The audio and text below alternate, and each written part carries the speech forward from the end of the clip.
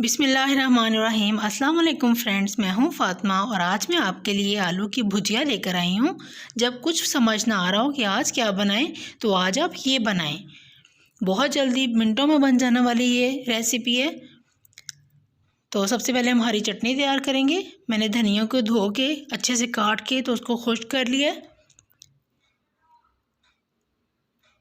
अब हम इसकी हरी चटनी तैयार करेंगे। तकरीबन मैंने एक बड़ा कप धनिया का लिया है, 8 से 10 हरी मिर्चें ली हैं।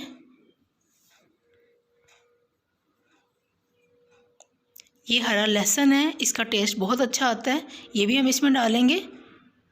अगर आपके पास नहीं है तो ना डालें, आप दूसरा लहसुन भी डाल सकते हैं।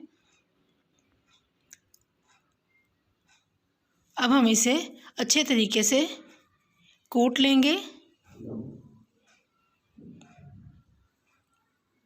बहुत सारे लोग जूसर ब्लेंडर में भी बनाते हैं यही वाली चटनी।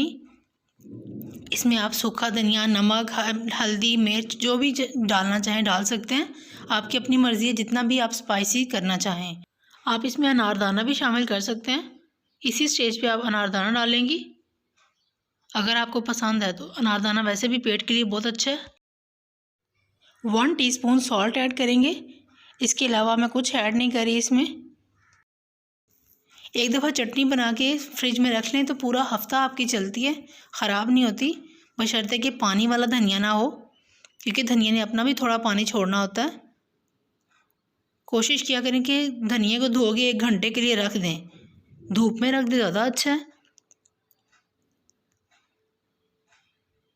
जी, धनिया की चटनी हमारी तैयार हो चुकी है।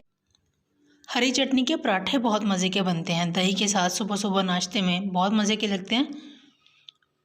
तो फ्रेंड्स, हरा धनिया की चटनी तो हमारी तैयार होगी, जो मेन चीज़ थी। अभी हमारी जो हंडिया बनेगी वो तो मिनटों में बन जाएगी। तो चलिए स्टार्ट करते हैं। एक पैन लेंगे, पैन में 2 टेबलस्पून ऑयल डालेंगे, हरा प्याज डालेंगे, लहसुन डालेंगे हरा वाला। अगर आपके पास हरा वाला लहसुन प्याज नहीं, आधी प्याज दूसरी भी डाल सकते हैं, वाइट वाली। जैसे ही इसका थोड़ा कलर चेंज होगा तो हम इसमें कद्दूकश किए हुए बॉयल आलू डाल देंगे। ये मैंने एक बड़ा आलू लिया था, उसे कद्दूकश कर लिया बॉयल करके। अब जो हमने हरी चटनी बनाई थी उसे हम इसके अंदर ऐड कर देंगे।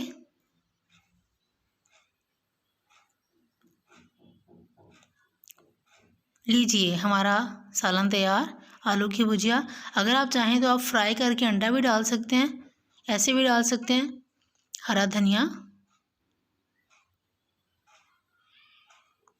2-4 हरी मिर्चें साबुत हरी मिर्च कटी हुई जब मुंह में आती है तो बहुत अच्छी लगती है।